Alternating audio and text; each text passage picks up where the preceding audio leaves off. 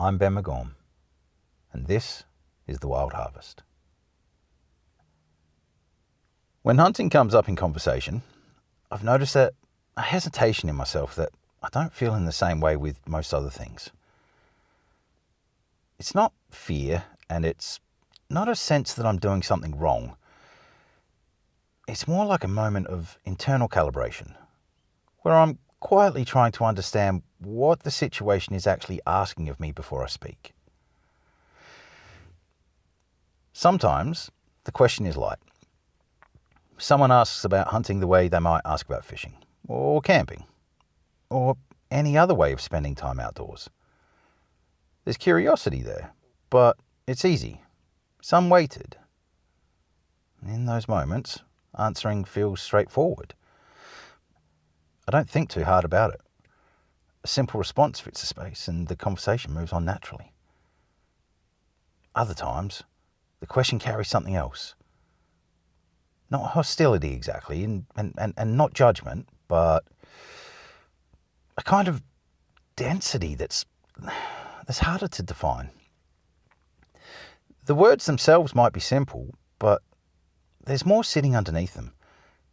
Assumptions, images, maybe even uncertainty about what kind of thing hunting actually is. And I'm still learning how to meet that without becoming defensive and without pretending there's nothing there at all. I remember an early moment when this really landed for me. I'd been hunting for a little while by then, still really new, still clumsy, still failing. But I'd started to feel like I was earning my place out there. Not through outcomes, but through repetition. Through showing up. Through learning how to move without expecting anything in return. I was in a completely ordinary, everyday setting when the topic came up. Someone asked how hunting was going and whether I went much. I don't remember the exact wording, but I remember the pause that followed it. There was a small internal check-in. Not to decide whether I was going to lie, and not because I felt ashamed, but because I was trying to work out how much of myself I was about to bring into the room. That surprised me. I wasn't hiding anything illegal. I wasn't uncertain about why I hunted. I knew internally where I stood on it. What I was aware of, suddenly and I think very clearly, was that hunting sits differently in conversation than a lot of other things people do outdoors. It arrives carrying meanings that have often formed before you've even said a word. In that moment, I realised I didn't really have a way of talking about it yet. Not a polished explanation, and not a public-facing answer. I mean, something more basic than that. A human script. An intuitive sense of what belonged in shared space and what didn't. How much detail felt appropriate. What felt honest without being intrusive, and what felt respectful without becoming evasive. No one had ever explained that to me. No one had said, this is how you talk about it, or this is what you keep to yourself. It wasn't formal and it wasn't explicit. It was quieter than that. I started noticing patterns instead. How stories shifted depending on who was listening. How details became lighter or heavier as company changed. How people spoke freely in some spaces and carefully in others. I think we all know how that feels. Not out of fear, and not out of secrecy, more out of consideration. The more time I spent around it, the more I understood that instinct, I guess. There's something deeply personal about time in the bush, about learning slowly, about making mistakes that don't need commentary, and about experiences that lose something when they're pulled apart too quickly. The bush doesn't reward ego, we've been over this, and animals don't care about how you explain yourself. Out there, things tend to strip back to presence, patience, and attention. So the quietness made sense to me. But there was another side to it as well. Because when something remains quiet, not hidden, just quiet, it can become invisible to people who aren't inside of it. And when something's invisible, people naturally try to make sense of it from the outside. And again, that's not malicious. It's not unfair. It's just how we fill gaps in understanding when direct experience isn't available. Now, I found myself standing in that tension more and more often, understanding why discretion mattered, and at the same time, understanding how that discretion might be interpreted by someone looking in. Neither position felt wrong. They just existed alongside each other, unresolved, I guess. And that's part of why this episode took time for me to approach. Because the moment you start talking about silence, it can sound like you're making a claim. As if you're saying something is being misunderstood, or something needs defending, or a side needs to be taken. And I don't feel that way. I don't think there's a fight here that needs to be won. What I'm trying to do is really much smaller than that. I'm just naming a feeling that I've had. That hunting, here in Australia, often lives in quieter spaces, and that stepping into public conversation around it requires a little bit of care. I've also noticed how easily performance can creep in when something carries social weight. Without meaning to, you start managing your answers, softening them, simplifying them, staying on the surface. I've done that myself. I keep things brief. I've changed the subject. I let the moment pass. Not because I was hiding, but because I was still working out what honest openness actually looks like in this context. Sometimes it's obvious what to say, and it feels easy. Other times, I can sense deeper questions sitting underneath the words. Not aggressive, just curious. Trying to place you. And that's where I found the need to slow down. Because I don't fit neatly into anyone's idea of what a hunter is supposed to be. I'm not trying to represent anyone. I'm not trying to challenge anyone. I'm just someone who came to this later in life, struggled more than expected, and found something meaningful in the process. So this section is really just me naming that hesitation. Not as a problem to solve, and not as a complaint, just as something real. That talking about hunting publicly can feel like speaking in a room with different acoustics, where your voice, I guess, carries a little further than you expect.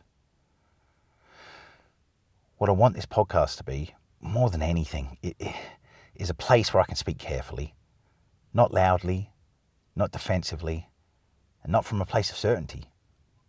I just want to be able to speak honestly. Because if I can't do that, then there isn't much point doing this at all. Before I ever stepped into it properly, my understanding of hunting culture was built almost entirely from the outside. Not from people I knew personally, and not from time spent around it, but from fragments. Videos, articles, magazines, conversations overheard rather than participated in. None of it felt deliberately misleading, but it was certainly incomplete in a way I didn't recognise at the time. Most of what I absorbed centred on confidence. People who knew what they were doing. Clear opinions, strong stances. A sense that hunting was something you either understood instinctively or didn't belong in at all. Even when the tone wasn't aggressive, there was an implied certainty to it. A feeling that competence showed itself early, and that the questions were something you asked on the way in, not something that you carried with you for very long. That impression sat quietly in the background when I started. I didn't consciously adopt it, but it shaped what I expected from myself. I assumed that if I was serious and careful and respectful, I'd eventually find my footing and start to feel at home in the culture around it. That sense of belonging felt like something you earned by keeping up, by learning fast enough, by not asking the wrong questions too loudly or too often. A little bit of the old be seen and not heard syndrome.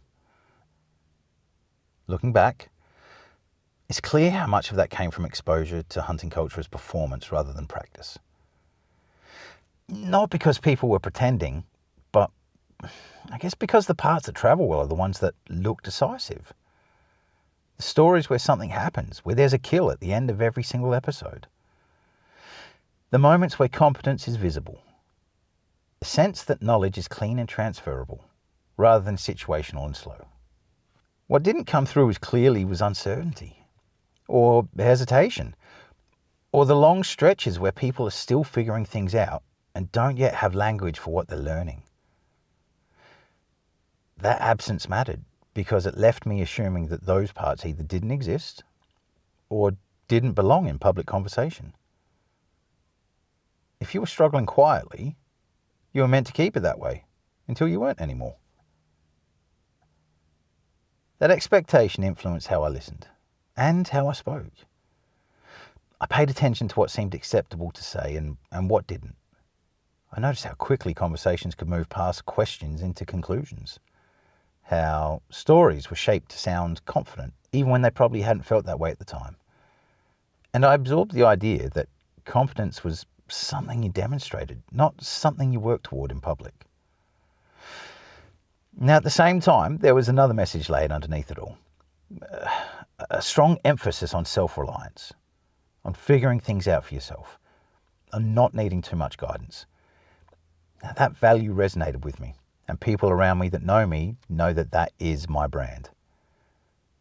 It felt grounded and practical and aligned with how I tend to approach things in other parts of my life. But without realizing it, I conflated self-reliance with isolation. I assumed that struggling on my own was a necessary part of earning legitimacy. So, when things weren't working for me, I didn't question the culture. I questioned myself. I assumed the gap was mine to close quietly, and that asking for help too early would mark me as someone who hadn't done enough work yet. That belief wasn't imposed on me directly. I want to be clear about that. No one said it out aloud. It was inferred, pieced together from what was visible and what wasn't in the media available. Only later did I start to understand how incomplete that picture was. What I'd mistaken for a unified culture was really a surface layer. The part that's easiest to see from a distance. Underneath it, there were quieter currents I hadn't yet encountered. Ways of sharing knowledge that didn't announce themselves. Relationships built over time rather than broadcasts. Learning that happened at kitchen tables, in utes and on long walks, rather than in comment sections and highlight reels. But early on, I didn't know that yet. All I had was an impression shaped by what was loudest and most visible. And that impression influenced how I judged myself long before I had the experience to challenge it. And that's important to name because it explains why the silence felt heavier than it needed to. And why it took me longer than it should have to realize that the culture I thought I was stepping into wasn't the whole story. What I actually found didn't reveal itself until after I'd admitted I needed help. Before that point, everything I'd encountered felt distant. It felt fragmented, quiet, and hard to read. But once I'd reached out properly, once I'd put myself in situations where my assumptions could be tested rather than protected, something shifted. Not suddenly and not loudly, but in a way that was absolutely unmistakable once it began. The first real step was enrolling in a course with Naturally Sufficient and spending time under the guidance of Wally Chang and the people that he's brought onto the farm to help out. Now that alone didn't unlock anything dramatic. I still didn't succeed, and I didn't walk away with stories that sounded impressive, aside from the deer and my ute story, but that's for another time. What it did do was change how I was being seen. I wasn't just someone consuming information anymore. I was someone willing to put myself in a position to be corrected. That mattered more than I realised at the time. Not long after, whilst I was still in Victoria, I spent time on a guided hunt with Peter Christian around Nuji. It wasn't successful in the way people usually mean that word. I didn't take an animal. But I did get onto Samba. Pete, he is incredible at getting you onto Samba. I took 2 shots at 2 different deer. I got honked at. And more importantly, I started to see how much of what I'd been missing had nothing to do with effort and everything to do with judgment and experience. Those experiences didn't feel like milestones. They felt like exposure, like being allowed to just see enough to understand how much further there was to go. What surprised me, though, was what followed. Once I demonstrated, not talked about, but demonstrated that I was willing to do the work, people began to invest time. Slowly. Carefully. Not with enthusiasm or encouragement, but with attention. Conversations lengthened. Advice became more specific. Assumptions were challenged without being softened, and none of it felt performative. People like Pat Nim, Ryan Spalder, and a gentleman we'll call Defence Sam to protect his ID while he's still currently serving. These guys were instrumental in that shift. Not because they handed me answers, but because they were willing to walk alongside me while I learned how to ask better questions. Time with them wasn't casual. It was fun, but it wasn't casual. It was deliberate. It was structured. It was grounded in shared expectations around behaviour, ethics, and seriousness. That seriousness became especially clear when I went through a supervised hunt with them as part of Hunter's Base Camp. It wasn't framed as a test, but it functioned like one.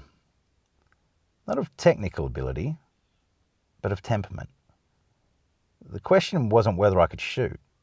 It was whether I could be trusted, to listen, to move carefully, to respect limits, and to carry responsibility without needing recognition for it. There's a misconception that these spaces are exclusive or guarded for the sake of ego. That wasn't my experience at all. Everyone was welcome, provided they brought the right attitude. What wasn't welcome was carelessness, or bravado, or people who treated hunting as entertainment rather than responsibility. No one was interested in blokes who liked to drink beer and shoot things just for the sake of drinking beer and shooting things. And that line mattered. It was enforced quietly, but firmly. What struck me most was who these people actually were. Professionals in their day jobs. Thoughtful, measured individuals who, in most other parts of their lives, wouldn't be associated with hunting culture at all. People who took ethics seriously.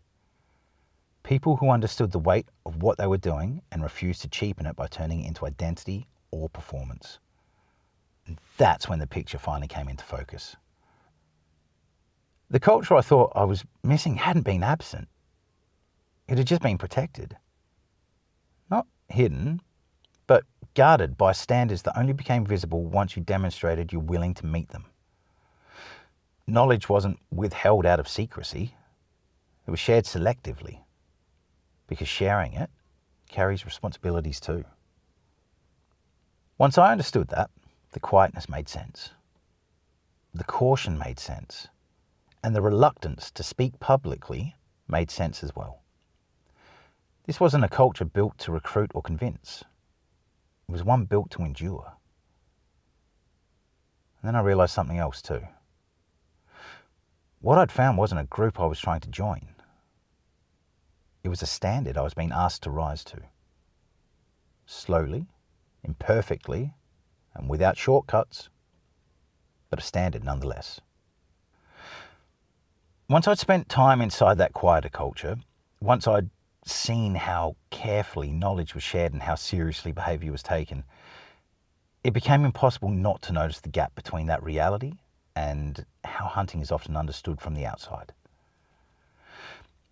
What struck me wasn't hostility. It was simplification. From the outside, hunting tends to collapse into a few familiar shapes. It becomes either an act of dominance or an act of nostalgia, something aggressive or something romantic. Either way, the nuance disappears. The long stretches of uncertainty, the restraint, the decisions not to act, the internal checks that happen long before a trigger is ever touched. None of that travels very well once a story leaves the people actually living it. Inside the culture I'd begun to experience, those quiet decisions were everything. They were where judgment lived, but they rarely surfaced in public. Partly because they're hard to explain, and also partly because explaining them risks turning something careful into something performative. See, once you start justifying restraint out loud, I guess it can sound virtual signaling. Once you start explaining ethics to people who didn't ask for them, it can sound like defense. So most people just don't. And that creates a strange imbalance. The most serious, thoughtful practitioners tend to be the least visible. Not because they're hiding, but because they're busy doing the work quietly, without needing it to be validated. Meanwhile, the versions of hunting that do circulate publicly are often the ones that prioritize clarity over accuracy. Clean narratives, clear outcomes, simple motivations. And I found myself standing between those two worlds more often than I expected. Inside, surrounded by people who barely talked about what they were doing beyond what was necessary. Outside, encountering assumptions that had very little to do with that reality at all. Neither side felt malicious. That's the key. They were just operating with very different information and different incentives. What made it difficult wasn't disagreement, it was misalignment. I knew what I was seeing on the inside. The care, the vetting, the emphasis on ethics, the unwillingness to rush. And I also understood why none of that was obvious from the outside. Silence, even when it's intentional, leaves space for projection. And people always fill that space with whatever makes sense to them, based on whatever they've already seen or been told.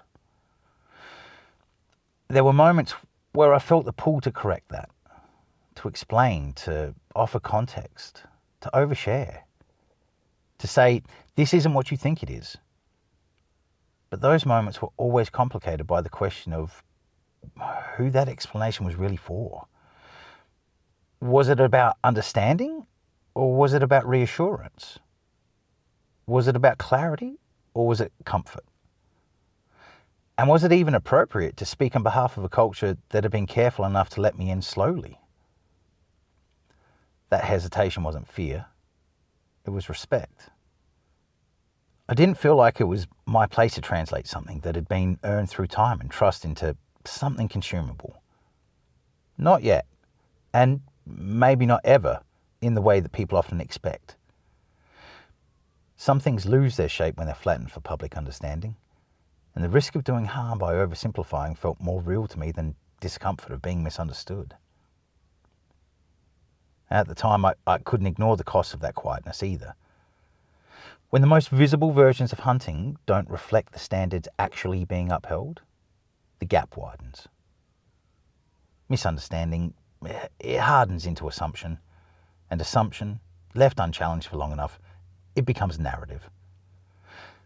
And I don't think there's an easy solution to that. I don't think more noise fixes it. And I also don't think silence solves it either.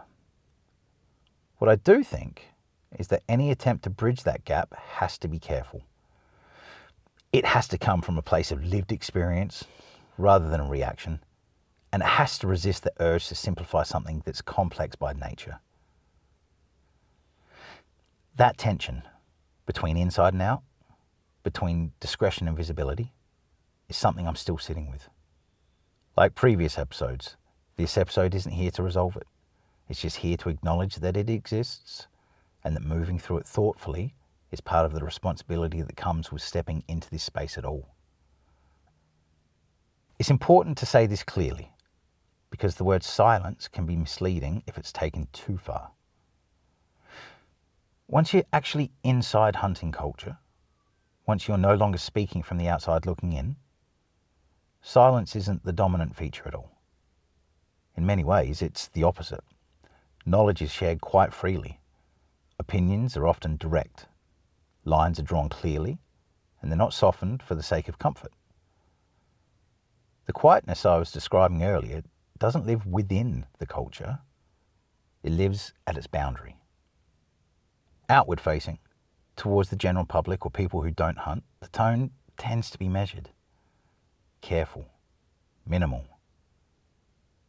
Not because hunters don't have views, but because explaining this world to someone without shared context is fraught. Nuance collapses very quickly. Ethics can sound like justification. Restraint can sound like defensiveness. And once something is misunderstood publicly, it's very hard to pull it back into shape.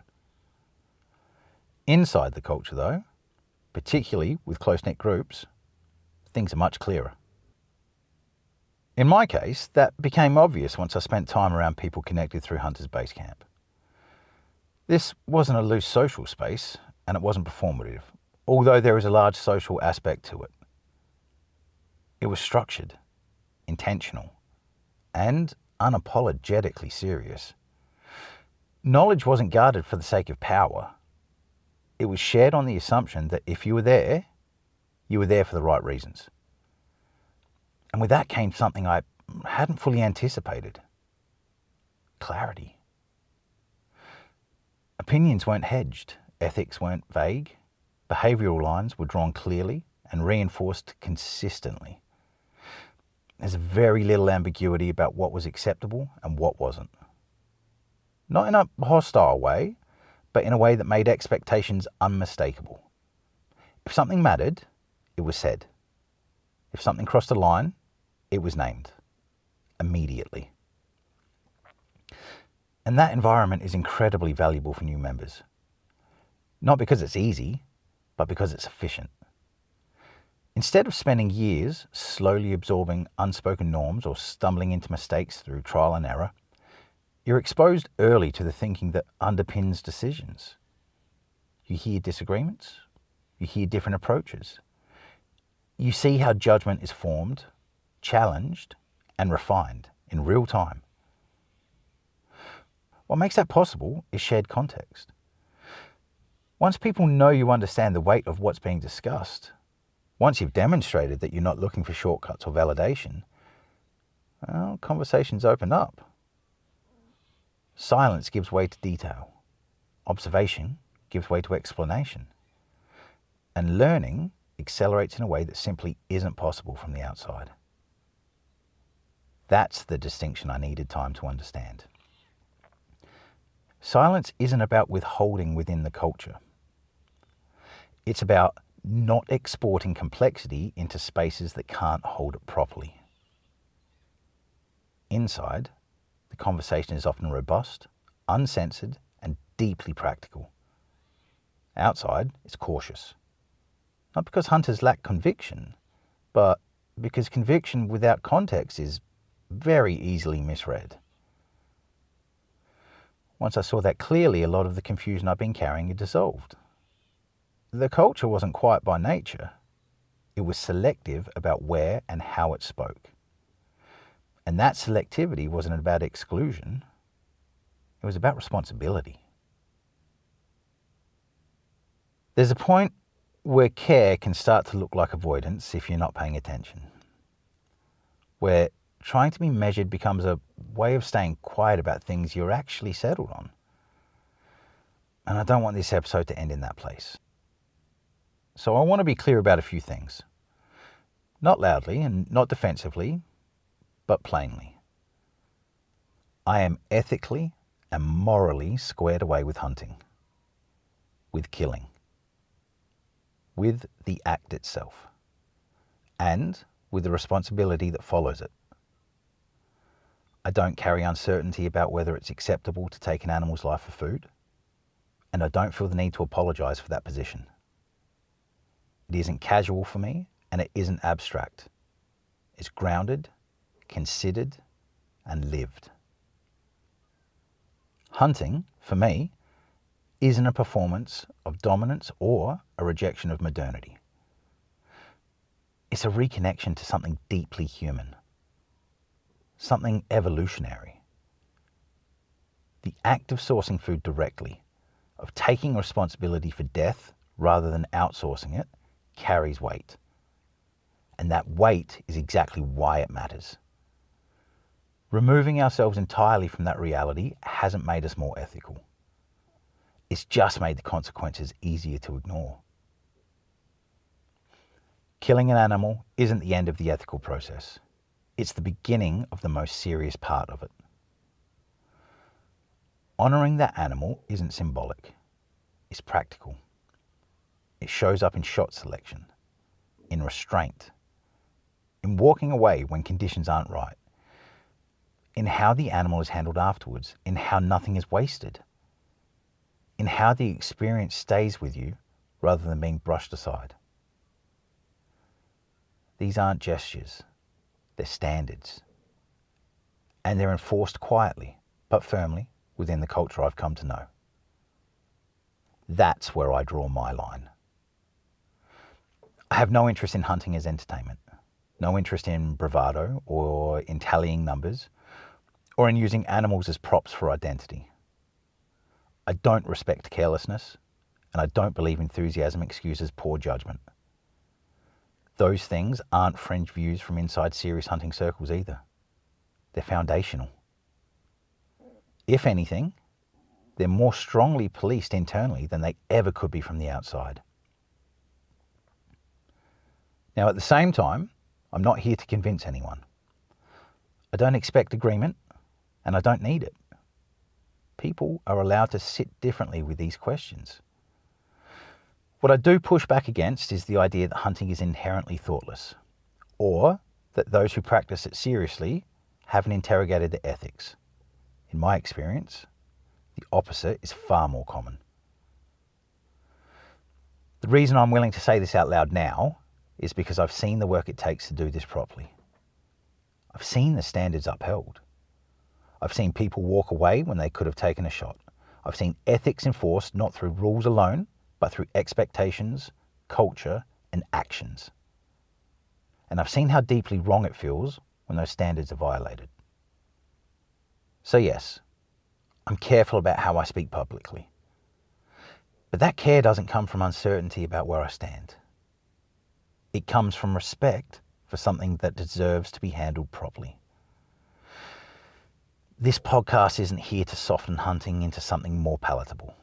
And it isn't here to provoke for the sake of reaction. It exists to speak honestly from the middle, grounded in experience, clear about values, and careful with something that deserves to be handled properly. I don't expect this to resolve anything for everyone listening. These questions rarely do. What I do hope is that it creates a little more space for conversations that don't rush to judgment and don't rely on caricature to make sense of something complex. I'm not trying to represent hunters as a group, and I'm not interested in defending an identity. I'm just speaking from where I stand now, shaped by the people I've learned from, the standards I've upheld, and the responsibility I've chosen to carry. That's all this episode is doing. Not arguing, not persuading, just placing something carefully on the table and leaving it there. I'm Ben McGorm, and this is The Wild Harvest.